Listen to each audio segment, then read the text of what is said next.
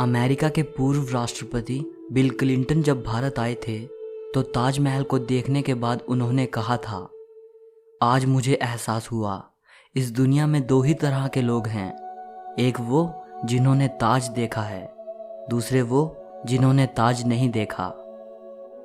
होंगी इस दुनिया में एक से बढ़कर एक खूबसूरत इमारतें, लेकिन ताज जैसी कोई नहीं, क्योंकि इसकी बुनियाद में एक बादशाह ने अपना दिल रखा है। आज इस वीडियो को आखिर तक ज़रूर देखना। आप ताजमहल के बारे में 22 ऐसी बातें जानोगे जो शायद ही आपने पहले कभी सुनी होंगी। नंबर 22।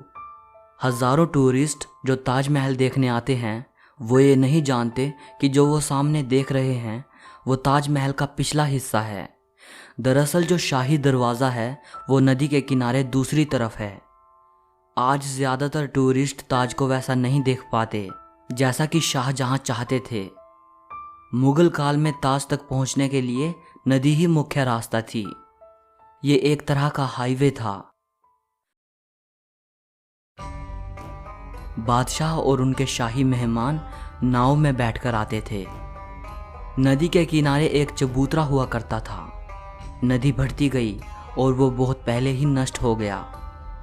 बादशाह और उनके मेहमान उसी चबूतरे से ताज आया करते थे। नंबर 21। ये कहा जाता रहा है कि शाहजहां ने ताजमहल बनाने वाले मजदूरों के हाथ कटवा दिए थे, लेकिन ये बात एक अफवाह जैसी लगती है, क्योंकि इस बात का कोई प्रमाण मौजूद नहीं है। बहुत से इतिहासकारों का मानना है कि शाहजहां ने मजदूरों और कारीगरों को जिंदगी भर की पगार देकर उनसे एक करारनामा लिखवाया था कि वो ऐसी कोई दूसरी इमारत नहीं बनाएंगे। नंबर 20। ताजमहल की जो 4 मीनारें हैं ये बिल्कुल सीधी नहीं खड़ी हैं, बल्कि चारों बाहर की ओर हल्की झुकी हुई हैं, और इन्हें ऐसा ही बनाया गया था ताकि भूकंप जैसी आपदा आने पर अगर ये गिरे भी तो बाहर की ओर गिरें और मुख्य मकबरे को कोई नुकसान ना पहुंचे। नंबर 19। कुतुब मीनार भारत की सबसे ऊंची मीनार है, लेकिन शायद आपको जानकर हैरानी हो, ताजमहल की ऊंचाई कुतुब मीनार से भी ज़्यादा है। ताजमहल 73 मीटर ऊंचा है, जबकि कुतुब मीनार की ऊंचाई 72.5 मीटर है। नंबर 18। दुनिया में जितनी भी ऐतिहासिक इमारतें मौजूद हैं उनमें से सबसे सुंदर कैलीग्राफी ताज पर हुई है। जैसे ही आप ताज के बड़े दरवाजे से अंदर जाते हो, दरवाजे पर लिखा ये सुलेख आपका स्वागत करता है, हे आत्मा, तू ईश्वर के पास विश्राम कर, ईश्वर के पास शांति के साथ रहे और उसकी परम शांति तुझ पर बरसे।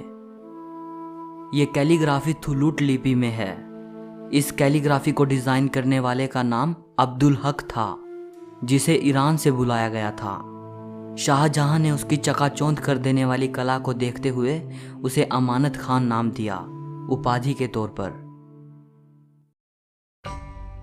नंबर 17। जिस वक्त शाहजहां बादशाह बने वो मुग़ल सल्तनत का सबसे सुनहरा दौर था, या यूं कहें शाहजहां का ज़माना मुग़ल हुकूमत की बसंत जैसा था। चारों तरफ अमन और खुशहाली थी। प्रजा के लिए बादशाह का हुक्म ही सबसे ऊंचा होता था। शाहजहां की बादशाहत में लड़ाइयाँ नहीं होती थी। वो ज़बरदस्त शान व शौकत ऐशो इशरत का दौर था। बादशाह को बड़ी बड़ी इमारतें बनवाने का शौक़ था। उन्होंने मुग़ल वास्तुकला के साथ भारत के प्राचीन इतिहास को मिला दिया था। नंबर 16। ऐसी भव्य इमारत दुनिया ने पहले कभी नहीं देखी थी।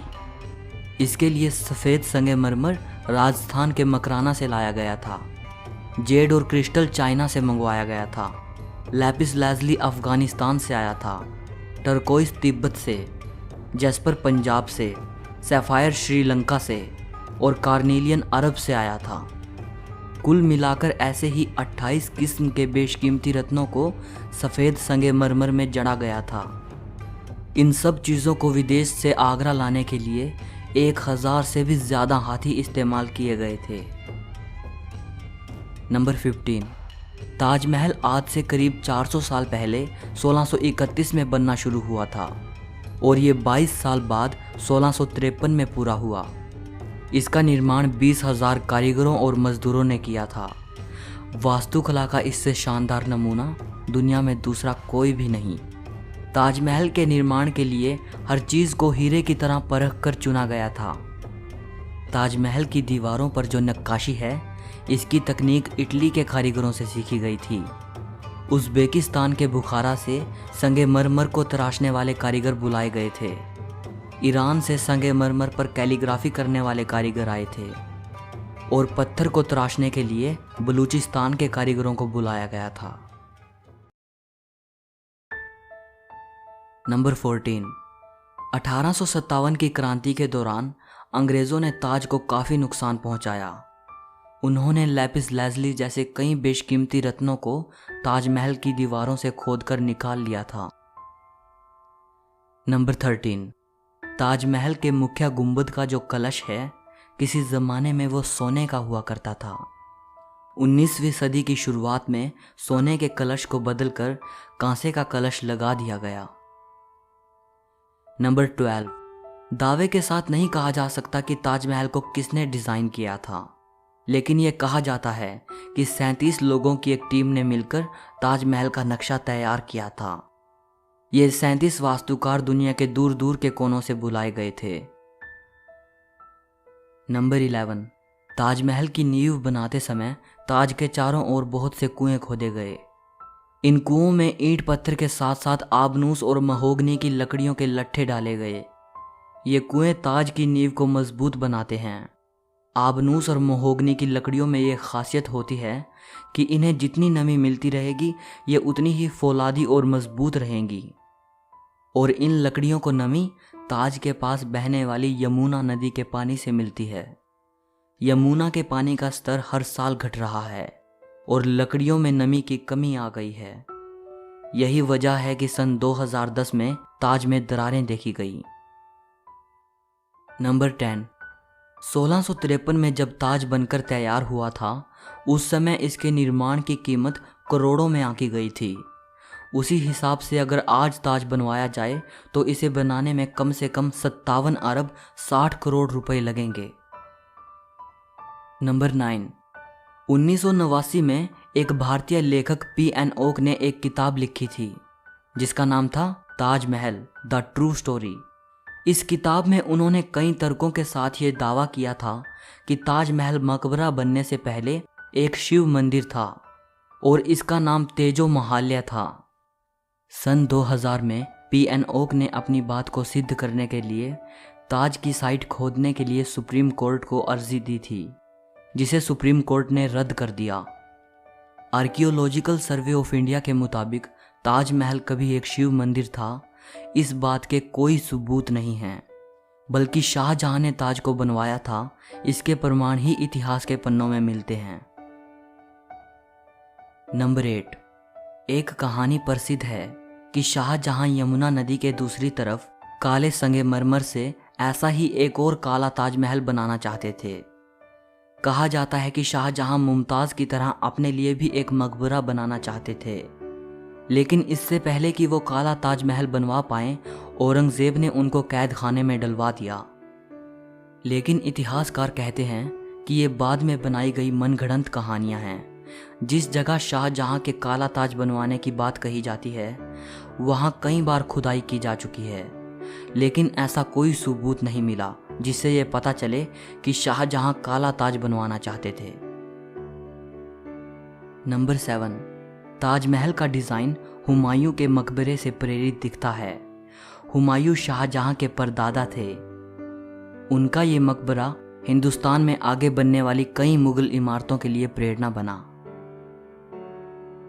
नंबर 6। दूसरे विश्व युद्ध में सरकार ने मकबरे के चारों ओर बांस का घेरा बनाकर सुरक्षा कवच तैयार कराया था, जिससे कि हवाई बमबाजों को भ्रमित किया जा सके और ये जर्मन और जापानी हवाई हमलों से सुरक्षा प्रदान कर पाए। 1965 और 1971 के भारत पाकिस्तान युद्ध के समय भी यही किया गया था। नंबर 5।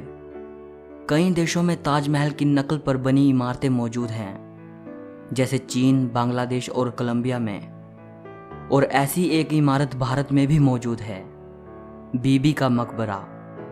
ये इमारत महाराष्ट्र के औरंगाबाद में है। इसे मुगल बादशाह आजम शाह ने अपनी मां दिलरस बानो बेगम की याद में 17वीं सदी के आखिर में बनवाया था। इसे ताजमहल की तर्ज पे बनवाया गया था।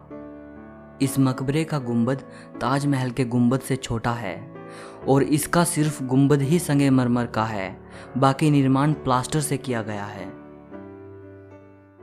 नंबर 4, ताजमहल की सबसे ज़्यादा लोकप्रियता इसके निर्माण से जुड़ी अद्भुत प्रेम कहानी की वजह से है। बादशाह शाहजहां ने अपनी बेगम मुमताज़ महल की याद में इस इमारत को बनवाया था।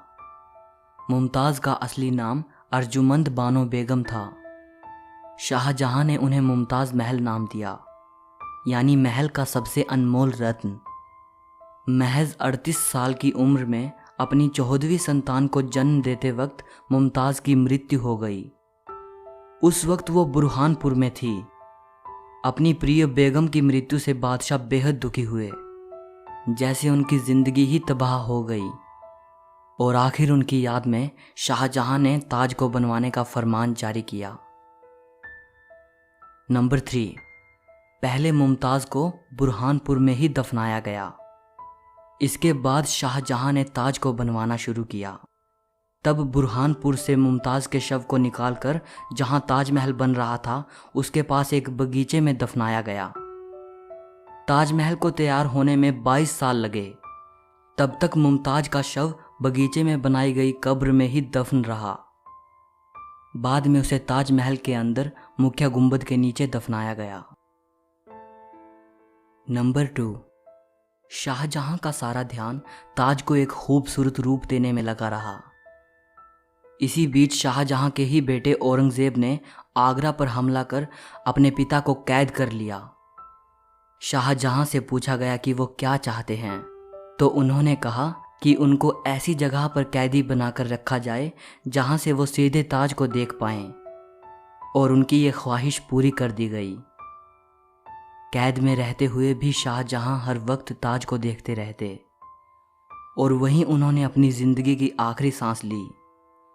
मृत्यु के बाद उन्हें मुमताज़ के साथ ही ताजमहल में दफनाया गया। एक हारे थके बादशाह को भी अगर किसी ने गिरने नहीं दिया तो वो मुमताज़ के लिए उनका बेपनाह प्यार ही था। जिस लगन से प्यार की ये अनोखी निशानी बनकर तैयार हुई, उसकी मिसाल आज पूरी दुनिया के सामने है। नंबर 1, कवि रविंद्रनाथ टैगोर ने ताजमहल के बारे में लिखा है, वक्त के गाल पर एक आंसू, हमेशा हमेशा के लिए। उन्होंने ताज की छवि वक्त के गाल पर एक थमे हुए आंसू के रूप में बयान की है। शाहजहां जानते थे कि ये दौलत, ये ताकत और ये शान शौकत एक दिन सब खत्म हो जाएगा। उन्होंने सोचा कि कुछ ऐसी यादगार चीज़ बनाई जाए जो हमेशा रहे, और शाहजहां ने अपनी प्रिय की याद में ताज को बनवाया। आज बादशाह नहीं रहा, उनकी हुकूमत नहीं रही, और उसकी सल्तनत को भी ख़त्म हुए कई ज़माने गुजर गए। बस एक ताज है जिसने बादशाह की सदियों पुरानी प्रेम कहानी को खुद में संजोए रखा है। प्रकृति की गोद में चांद सी जगमगाती ये भव्य इमारत सदियों से दो प्रेमियों के प्यार की अमर कहानी सुनाती आई है और सदियों तक सुनाती रहेगी। सो इस वीडियो के लिए इतना ही। अगर आपको ये वीडियो पसंद आई हो तो लाइक और शेयर ज़रूर करना। ताजमहल के बारे में या इस वीडियो के बारे में आपकी जो भी राय हो कमेंट में बताइएगा। और अगर आप हिस्ट्री और फिलॉसफी से जुड़ी ऐसी ही अमेजिंग वीडियोस देखना चाहते हो तो चैनल को सब्सक्राइब करके घंटी को दबा देना। सो मिलते हैं अगली वीडियो में।